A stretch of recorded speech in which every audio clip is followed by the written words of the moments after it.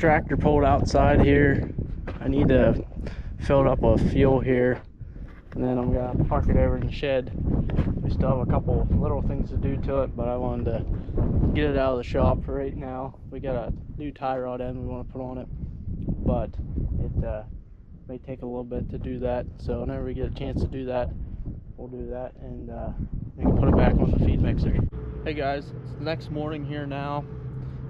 Yesterday I had gotten the 2090 out of the shop and filled it up with fuel. It needed some fuel, and everything's pretty much ready to go with it. Got a couple little bugs to work out with it before we put it back on the feed mixer. We had these remotes rebuilt here, and they need adjusted. The levers work too hard in the cab up there. They're leaking really bad from the inside out. They needed new O-rings put in, so that's why we had them rebuilt, and they're also kind of getting a little weak. We also need to put a new tie rod end on the front end here. We have one for it that we got whenever this one here broke the last time. This here's a new one, and it's only a little stub here on the end, but the other side's different. This side here has this whole piece that goes inside this whole steering arm. You have to take this bolt out and hope that you can turn it.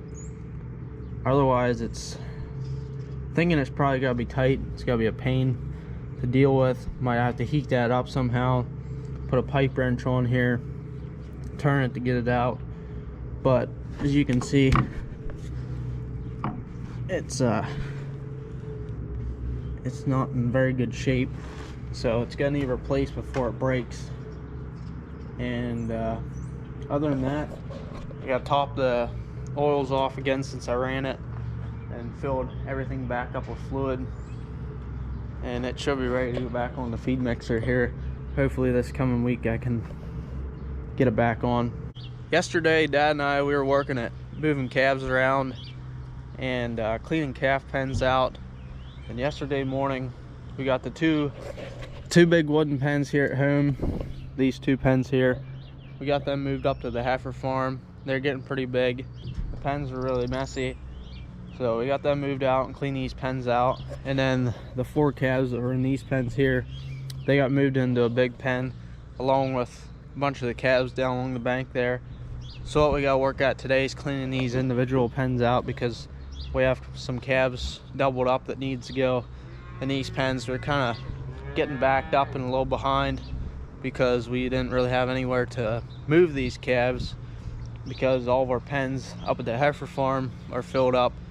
But since it's nice out, we have a lot there outside that we moved some older animals out to and got things moved around to make room.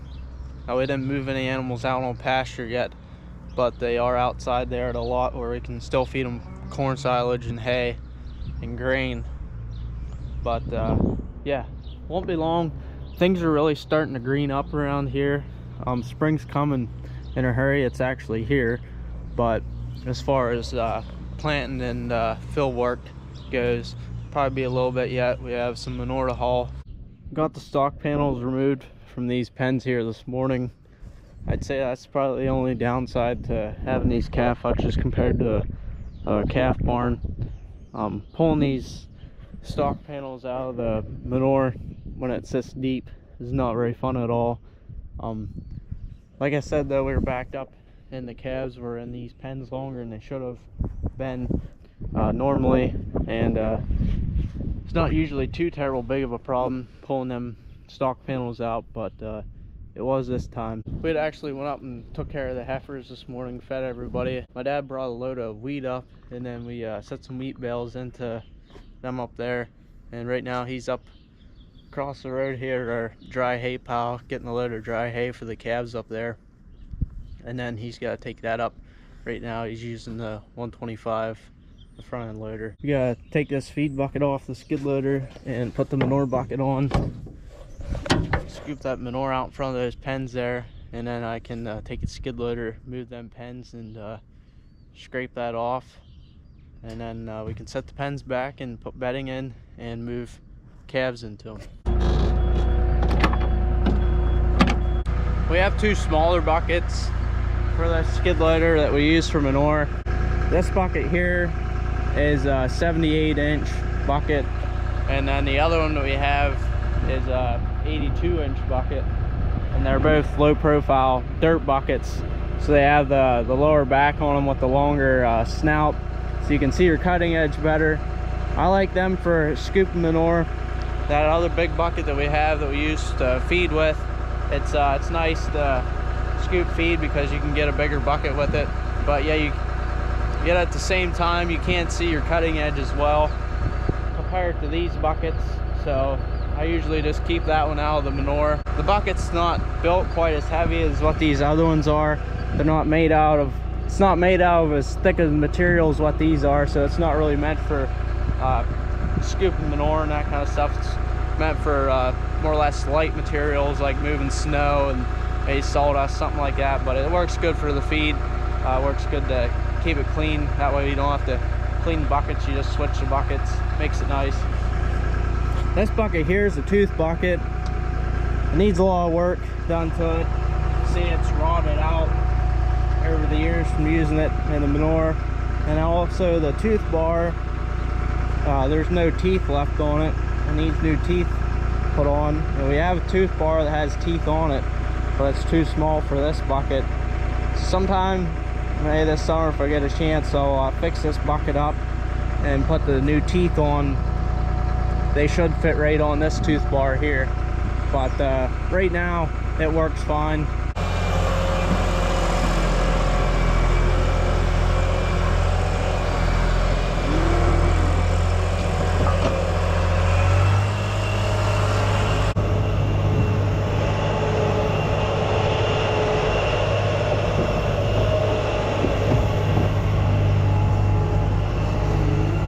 Ready to move the calf pens here now. This is what we usually use.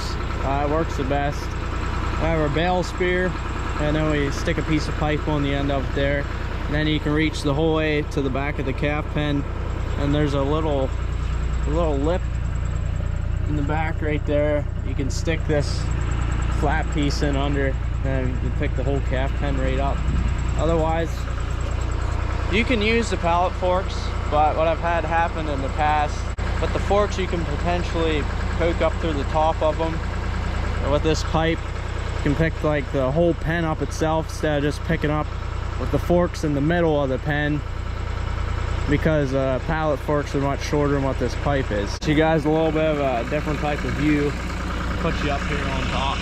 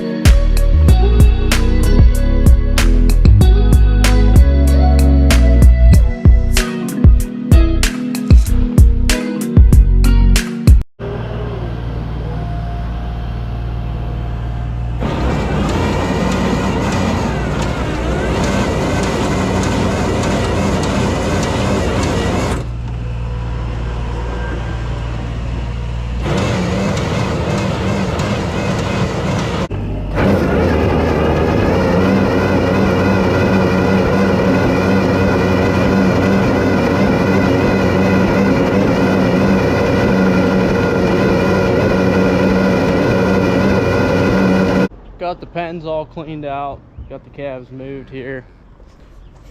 You got 4 little ones here in these pens. A little red and white line back, and the rest of them are red and white Holstein heifers. They're all heifer calves. We've been having a lot of heifer calves lately. Haven't had a bull calf for going on, I think, 3 weeks now. And then we had these 2 half Angus calves that we moved in this pen. I cleaned this pen out, and now I just have 7 individual pens here that need cleaned out sometime. Got this wiring harness tore apart on this tractor again. If you remember, I had fixed it earlier. It had actually rubbed through here in the one wire. There was only like 2 strands of the actual wire holding together there. So what I did was I cut the bad wire out and then spliced a new piece of wire in there. But I'd used crimps. You crimp on a pair of these, and that did not hold. When you shut the tractor off, the alternator light's supposed to come on. Like if you pull the kill switch for the fuel and the key's still on, the alternator light's supposed to stay on until you shut the key off. But it wasn't doing that, so I was kind of suspicious of this wire coming apart. So what I did was I tore it apart. Actually, the one crimp didn't hold, and it did pull apart. So we got some of these here solder things here, a shrink tube. So you heat that up, and then you heat the solder up with a lighter, and then it's supposed to fuse it together. It would be a better connection than regular crimps. These things here hold a lot better than what the actual crimps do. I had somebody tell me in the one video when I was working on this that I should use these, and I never really knew about them. So we got some and we tried them. We actually used them on the corn planter, and they work pretty good. So we're gonna put some of these on here, and then that should fix this problem. Got the electrical problem all figured out, got that all buttoned back up, and should be good to go. The alternator light comes on now, and we got the brakes bled out because that one brake was unhooked, and has been working for quite some time, so it needed bled out. Both brakes work. They don't work great. I would imagine the brakes are probably getting pretty wore out. Gonna need replaced sometime, but for now they work good enough for what we need it for. Hey guys, how's it going? It's now Wednesday, April 3rd. Got the 2294 in the shop here this afternoon. We've been getting a bunch of rain lately, and it's actually causing some flooding. So I got out of school early today. I guess they were concerned about the water levels rising and flooding places and not being able to get home safely. So it doesn't bother me. Get to come home early and work on stuff here before milking. But 2294, it's in here for regular maintenance. Once a year I get through these tractors, change the hydraulic oil filters, engine oil filters, and fuel filters, and just look over the tractors, make sure everything's up to par. This tractor here has a little bit of an oil leak, which I like to try to get fixed. It's here at the steering pump. I don't know if you can see, it's kind of wet there. Maybe the camera's not picking it up, but it's running down over the side of the engine here at the manifold, and I'd like to try to get that fixed if we can. I don't know if there's O-rings in that pump there, or if a flange on one of them lines there is cracked or something, but we'll have to tear into that. Right now I just finished changing the engine oil, got new oil in it and new filters put on, and now I'm working at changing the transmission filters. They're inside the tractor here. They're your transmission and your hydraulic filters. This tractor don't have any external filters, they're all internal. There's 2 like canister type filters that slide in the transmission there. All 3 of the bigger tractors are that way, both the 2290 and the 2090, and this one. But there's a drain plug that you take out here, and that'll drain your oil out of the housing here where your filters go in. and then you can take this plate off the side and access those filters. It's not very hard to do, but the oil that comes out of there usually has some dirt or some shavings, metal shavings or something in there. So you want to get rid of that oil. You don't want to put that back in the tractor. Engine oil's changed, hydraulic filters are changed, fuel filters are changed, and I changed the coolant filter. So everything should be pretty much ready to go with this tractor. I just need to start it up and fill the thing up in there where the filters are, and then top the oil off and get this leak figured out, and that should be about it. Grease the front end. I'd like to change the planetary oil and then also the oil here in the front axle. We don't have any gear oil right now, so I'll have to get some of that and do that here eventually, but I got all the main stuff done. It only took me about an hour to do it, so it was well worth it. That's gonna wrap up this video. I hope you guys enjoyed it, and as always, if you did enjoy the video, hit that like and subscribe button down below. That really helps me out a lot. Got 2 more tractors to get in the shop here and go through them and service them here, and before long we should be in the fields and be doing some field work here, hopefully, as long as the weather works out here for us. I think it's still got a little bit of winter in its system here yet. It was snowing yesterday, so yeah, hopefully that's the last of that for this spring here, and we get some warm weather, and we can get things dried out here and get out into the fields here. Hopefully be doing some manure hauling and then chisel plowing, and after that we'll be taking off some cover crops, and before long we'll be mowing first cutting alfalfa. Pretty excited. I'm sure you guys can't wait. I apologize, I haven't been putting out many videos lately, but there really hasn't been much going on here besides just going over some equipment and taking care of cattle.